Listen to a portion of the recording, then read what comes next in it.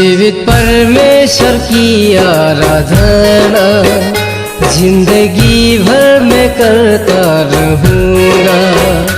जीवित परमेश्वर की आराधना जिंदगी भर मैं करता रहूँगा।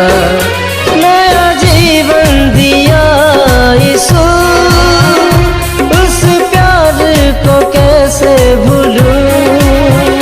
नया जीवन दिया यीशु, उस प्यार को कैसे भूलूं। जीवित परमेश्वर की आराधना जिंदगी भर मैं करता रहूँगा। जीवित परमेश्वर की आराधना जिंदगी भर मैं करता रहूँगा।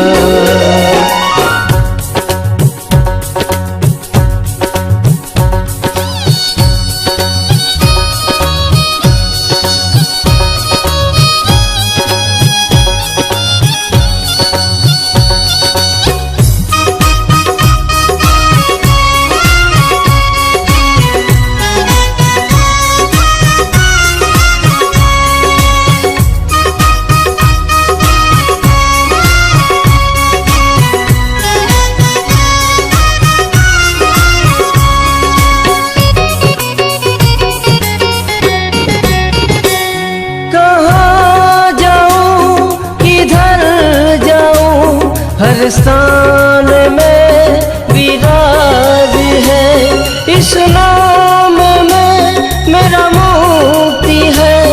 इस नाम में मेरा शांति है।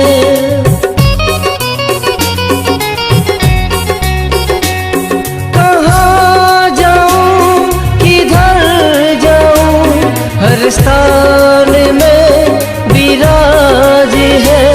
इस नाम में मेरा मुक्ति है। इस नाम में मेरा शांति है। मेरा जीवन का सोता है तू, सारे पृथ्वी का मालिक है तू। मेरा जीवन का सोता है तू, सारे पृथ्वी का मालिक है तू। नया जीवन दिया यीशु, उस प्यार को कैसे भूलूं। नया जीवन दिया यीशु, उस प्यार को कैसे भूलूं। जीवित परमेश्वर की आराधना जिंदगी भर मैं करता रहूँगा। जीवित परमेश्वर की आराधना जिंदगी भर मैं करता रहूँगा।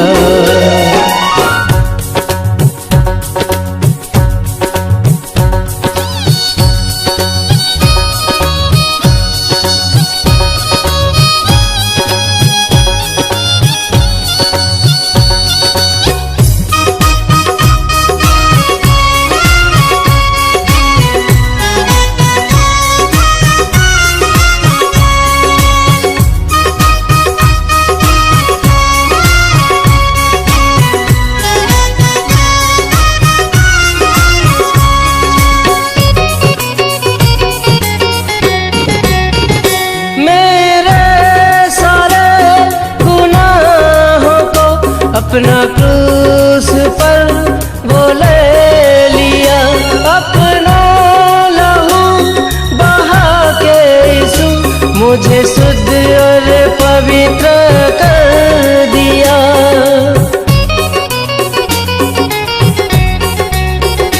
मेरे सारे गुनाहों को अपना क्रूस पर वो ले लिया,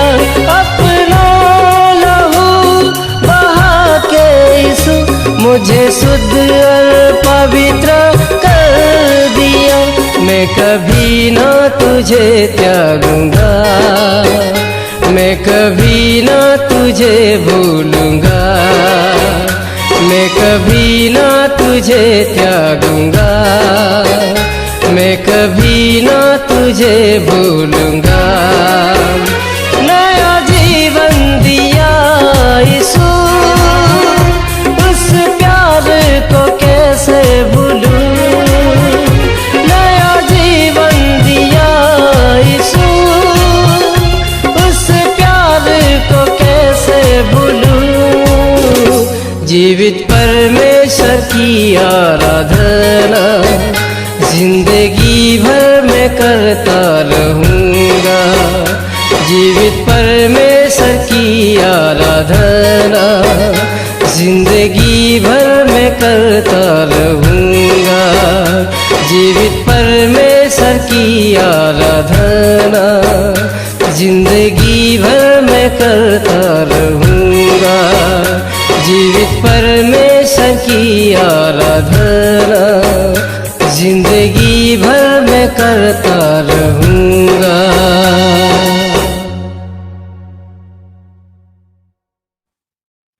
प्रभु यीशु मसीह के मधुर नाम में सबको जय मसीह की। संजय नगर प्रार्थना भवन की ओर से, हाउस ऑफ प्रेयर अमराडंडी अमलाई की ओर से, यहोवा इरे प्रार्थना भवन शेडोल की ओर से आप सबको हार्दिक अभिनंदन करते हैं और प्रभु यीशु मसीह के पवित्र नाम में आप सबको जय मसीह कहते हैं।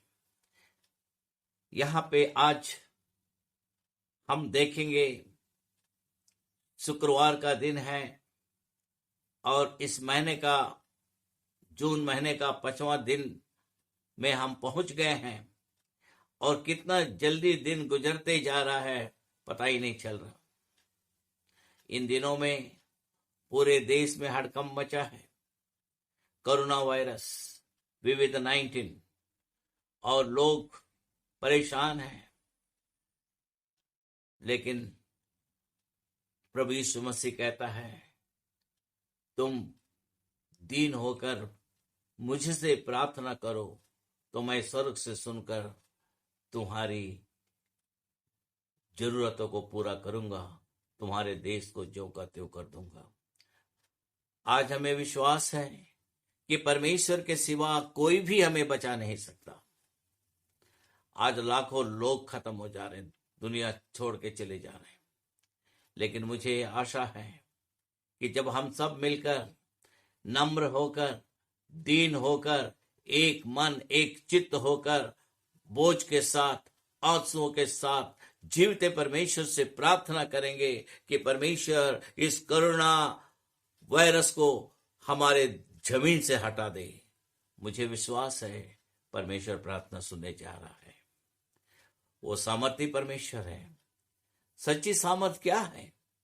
जब एक बच्चा एक गुमक्कड़ में रखा जाता है तो वह एक हंगामा करता है, क्योंकि वह बाहर निकलना और चलना चाहता है। इसको कहते हैं नियंत्रण। वह दुकान में अपनी मां के हाथ नहीं पकड़ना चाहता है, क्योंकि वह अपने आप पर नियंत्रण रखना चाहता है। वह स्वतंत्रता चाहता है। जब वह बड़ा होता है तो वह और अधिक नियंत्रण चाहता है। जब वह हाई स्कूल में वह एक शारीरिक शिक्षा वर्ग में एक सहपाठी के साथ दौड़ लगाता है और जीत जाता है, प्रभुत्व इसे कहते हैं। वह अपने सहपाठी का मजाक उड़ाता है, प्रभुत्व। वह अपने मित्रों के साथ खेल आदि में उनसे अधिक दर्जा हासिल करता है, क्योंकि वह अपने चारों ओर के लोगों से उत्तम और उनसे भी अधिक बेहतर बनना चाहता है, प्रभुत्व। 3 बात हम देख रहे हैं। पहली बात है सामर्थ, दूसरी बात है नियंत्रण और तीसरी बात है प्रभुत्व। हमारे कोपोरिल देह संबंधी प्रकृति जो है उससे कोई बच नहीं सकता, तो फिर इस सहज इच्छा जो तुम दूसरों से उत्तम ही का बचने का क्या उपाय है? हमारी इच्छा पर काम करने की सामर्थ हमारे जीवन पर नियंत्रण रखने और दूसरों पर प्रदर्शित करने की इच्छा का उपयोग या तो अच्छे या दुरुपयोग किया जा सकता है। कई अवसरों पर परमेश्वर का वचन हमें नम्र होने का निर्देश देता है। विनम्रता का अर्थ ऑक्सफोर्ड शब्दकोश से परिभाषित किया गया है कि किसी को महत्व या मामूली दृष्टिकोण रखना। बाइबल में हम देखते हैं याकूब की पत्री 4:6 में कहता है, परमेश्वर अभिमानियों का विरोध करता है पर दीनों पर अनुग्रह करता है। याकूब की पत्री 4:10 में लिखा है, प्रभु के सामने दीन बनो तो वह तुम्हें शिरोमणि बनाएगा। हमारी कलीसिया में आए हुए सभी भाइयों बहनों के अंदर मैंने देखा है वे कितने नम्र और दीन हैं और कितने नम्रता के साथ एक दूसरे के साथ व्यवहार करते हैं और एक दूसरे की सहायता करते हैं। लूका रचित सुसमाचार 18:14 कहता है, जो कोई अपने आप को बड़ा बनाएगा वह छोटा किया जाएगा और जो कोई अपने आप को छोटा बनाएगा वह बड़ा किया जाएगा। अभी कहे वचन हमें नियंत्रण किए हमारी इच्छा को त्यागने के लिए प्रेरित करते हैं और जिस पर हम नियंत्रण नहीं कर सकते उस पर प्रभुत्व भी नहीं कर सकते, या हमारे स्वयं स्वाभाविक के विपरीत है। इसलिए हम क्या करें? यीशु के ऊपर उठाए ले जाने से पहले उसने अपने चेलों से कहा कि वे इस नगर में रहे जब तक उन्हें ऊपर से सामर्थ का वस्त्र ना पहन दे। या और कोई नहीं, पवित्र आत्मा है। पवित्र आत्मा है होली स्पिरिट, जो पेंतिकोस्त के दिन उंडेला गया। प्रेरितों का पुस्तक 2 अध्याय में लिखा है। इसलिए एक तरफ तो हमारे पास सामर्थ, नियंत्रण और प्रभुत्व प्रकृति के प्रयोग करने की अपनी शारीरिक इच्छा है, जो दूसरी तरफ हमारे पास पवित्र आत्मा की सामर्थ है। परंतु अखंड यह है कि हम केवल एक सामर्थ को चुन सकते हैं, या तो हमारी शारीरिक प्रकृति या पवित्र आत्मा की सामर्थ। पिछले दिनों में हर फ्राइडे मैंने पवित्र आत्मा के बारे में शिक्षा दी थी अपने लोगों को, और कई भाई लोग बहन लोग पवित्र आत्मा का वरदान पाए थे। हम इसे गलतियों की पत्री 5:17 में स्पष्ट रूप से क्या कहा गया है देखते हैं। क्योंकि शरीर आत्मा के विरोध में और आत्मा शरीर के विरोध में लालसा करता है। ये एक दूसरे के विरोधी हैं, इसलिए कि जो करना चाहते हो वह ना करने पाओ। जब हम पवित्र आत्मा के मार्ग दर्शन पर चलते हैं तो वह सच्ची सामर्थ है। फिलिपियों की पत्री 2 अध्याय का 3 में लिखा है, खुद से बेहतर दूसरों को सम्मान देना, विरोध और झूठी बढ़ाई के लिए कुछ ना करो, पर दीनता से एक दूसरे को अपने से अच्छा समझो। मत्ती रचित सुसमाचार 5 अध्याय का 22 में लिखा है, झगड़े के दौरान वापस क्रोध से वाद विवाद से बचने के लिए जो कोई अपने भाई पर क्रोध करेगा वह कचहरी के दंड के योग्य होगा। जो कोई अपने भाई को निकम्मा कहेगा वह महासभा के दंड के योग्य होगा, और जो कोई कहे अरे मूर्ख वह नरक की आग के दंड के योग्य है। मत्ती रचित सुसमाचार 5 अध्याय का 22 में। यहाँ पे हम फिलिपियों की पत्री दूसरा अध्याय का 8 वचन में देखते हैं, पिता की इच्छा और उसकी आज्ञाकारिता बनने के लिए समर्पित किया। वह यहां तक आज्ञाकारी रहा कि मृत्यु, हाँ, क्रूस की मृत्यु भी सह ली। योना रति सुसमाचार 6 अध्याय का 38 वचन में लिखा है, क्योंकि मैं अपनी इच्छा नहीं वरन अपने भेजने वाले की इच्छा पूरी करने के लिए स्वर्ग से उतरा हूं। सच्ची सामर्थ्य यह है कि आप संसार के कार्यों पर अपनी पीठ दिखाएं और अपनी आंखें स्वर्ग की वस्तुओं पर लगाएं जो अनंत है। रोमियो की पत्री 8 अध्याय का 5वां वचन में प्रेरित पौलुस कहता है, क्योंकि शारीरिक व्यक्ति शरीर की बातों पर मन लगाते हैं, परंतु आध्यात्मिक आत्मा की बातों पर मन लगाते हैं।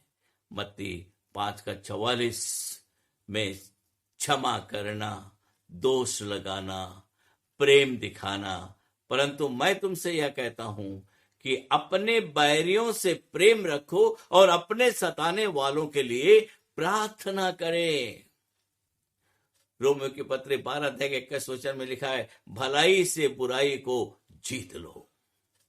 मैं इससे भी अधिक कह सकता हूं, लेकिन मैं आपसे आग्रह करता हूं कि आप पवित्र शास्त्र में खोज करें और परमेश्वर से पूछें कि आप कैसे विनम्रता का जीवन व्यतीत कर सकते हैं और अपने स्कूल, कॉलेज या कार्यस्थल में यीशु के लिए प्रकाश बन सकते हैं।